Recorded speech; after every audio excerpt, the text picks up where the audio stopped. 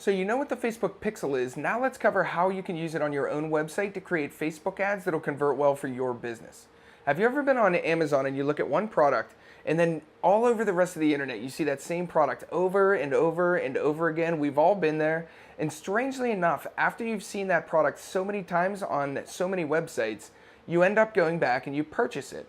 Wouldn't you want to be able to do the same thing with your own products and services and keep putting that in front of people who have already showed interest?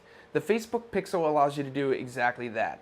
It has something called Facebook Pixel events that track all of the actions as people come through your website. So I compare it to, let's say, somebody running a marathon. There's the starting line and then there's the finish line. On your website, the starting line is somebody just getting to your website, and the finish line is people purchasing a product, registering for your newsletter, or turning into a lead. So somebody comes to your website and they just hit the starting line. The Facebook Pixel tracks that they came to your website.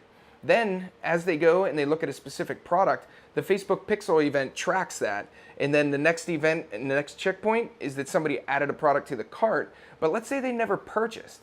Since you have the Facebook Pixel events installed on your website, Facebook knows that they hit the first checkpoint, they got to the race, they got to the second checkpoint and looked at a product, they got to the next checkpoint and added the product to the cart, but they never finished the race.